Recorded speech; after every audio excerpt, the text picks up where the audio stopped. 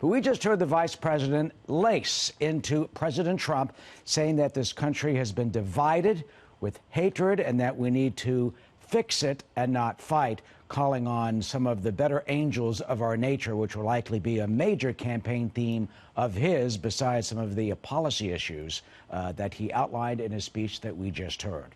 All this comes as a new Fox News poll finds that Mr. Biden is leading Vermont Senator Sanders by 18 points already. But, of course, Election Day is a long way away. So how long could the vice president's momentum last and that lead continue? That's a great question. We want to talk about it now with our political panel. Jake McCobey is here. He's a former chief speechwriter for Attorney General Loretta Lynch and a former policy advisor to the Hillary Clinton presidential campaign. John Thomas also with us. He's the founder and president of Thomas Partners Strategies and a Republican pollster. Boy, I'm sure you were listening, and I'm going to start with you, Jake. And you know, one of the things that notes that Vice President Biden ended off, he says the single most important thing we have to accomplish is defeat Donald Trump. That and unity. So, Jake, is this why Joe Biden is resonating right now? And what will it take for the former VP to sustain the lead that he has over the other Democratic candidates? Well, I think it's certainly clear from this speech, from this event that we just saw, why President Trump is afraid of Joe Biden. It's because he's clearly capable of doing the job, and he clearly cares about the future of this country and the American people, and that comes across pretty clearly. People can understand that, and that's a pretty significant contrast with the current occupant of the White House. But the reality is there are a ton of extraordinary Democrats running, and all of them are polling either ahead of or competitively with the president. And there's a reason for that, and it's because any one of them would protect and expand health care rights in this country. Any one of them would invest in the education and infrastructure that provides opportunity in this country. Any one of them would help to unrig the economic system that sends money from workers to the wealthy. And I think the American people respond to that. They understand that. That's why Democrats are doing well. Okay, I understand, and we want to be sure, to be clear, that, yes, it's very early, and by no means are we suggesting that Vice President Biden is going to be definitely the Democratic nominee. We're not saying that. We're focusing on him today because he had the rally there just now, and also someone rallying today is Senator Bernie Sanders. John, asking you now, how does Bernie Sanders fight back, and should he strictly pack political punches, or will he get personal? Well, I actually think Sanders is still the candidate to beat in the Democratic primary. He more closely aligns with the heart and soul of where the passion of Democratic voters are right now, which is, quite frankly, far to the left. He is the purity candidate when it comes to, all these other candidates that are running are kind of Johnny-come-latelys. They weren't socialists, but they are Democratic socialists now because it's cool to be so. So I think Sanders is playing it smart. I think his support will stand with him. And I think Biden's support is way overestimated right now for a couple reasons. First, it's largely a function of name ID. Biden is probably one of the best-known politicians in the world. So I think ID is number one. Number two, the reason he's doing well, besides ID, is the promise that he can beat Trump.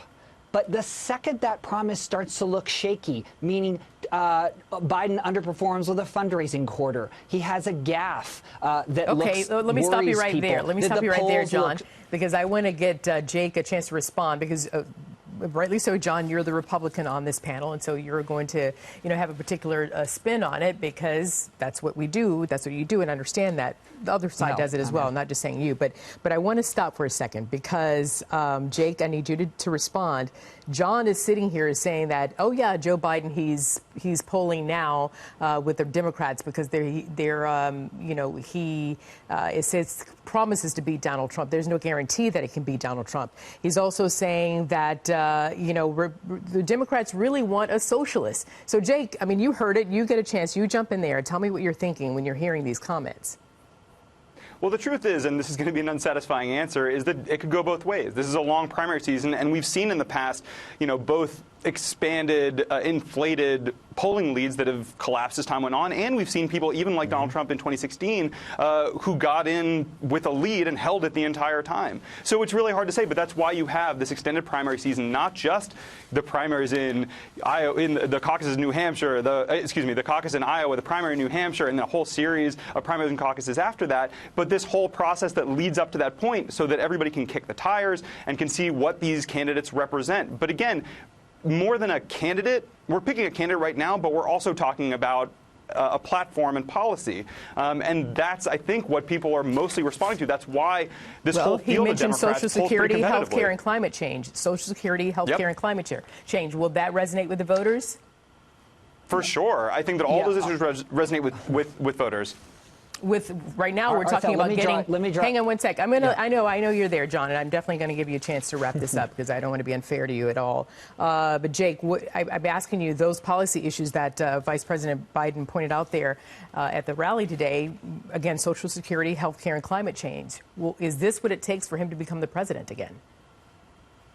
I think that's partly what's going to take for anybody on the Democratic side to be president is looking to the future and trying to tackle the challenges we face. And those are three big ones. And whether a candidate can speak compellingly about those things is going to determine whether they become president. But I think it is extremely important, and you're seeing that now, for people to be able to draw a contrast between approaching these issues with an eye to the future and an eye to the kind of country that we can be versus President Trump's approach, which is to look back to a past that never was and say, we can be that again.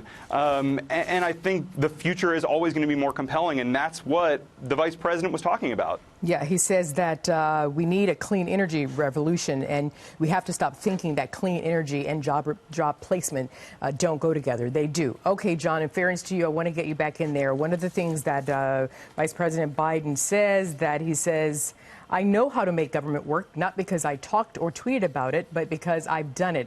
I know how to work across the aisle. And he mentioned again his platform of Social Security, health care, and climate change. So, John, back to you. So is Biden really the one that President Trump wants to take on?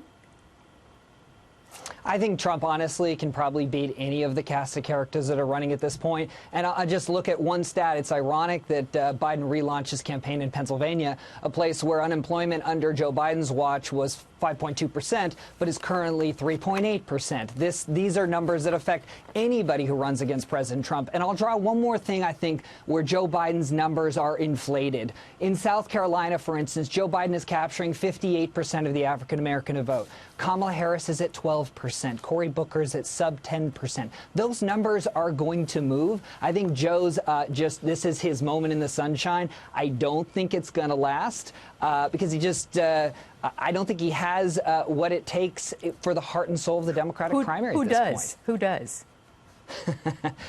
Good question. If I had to put a bet on it today, I would say Bernie Sanders, simply because one thing we learned from Trump in 2016 was that you don't have to have support in the 40s. You have to be in the mid to high 20s if you have a fractured field. But I would caution this last thing, I'll close on this, Arthel, is that at this date today in 2015, Donald Trump had not even come down the escalator yet. So it still is early days. It's definitely still early, and President Trump is definitely the one to beat, and he is going to be a tough contender.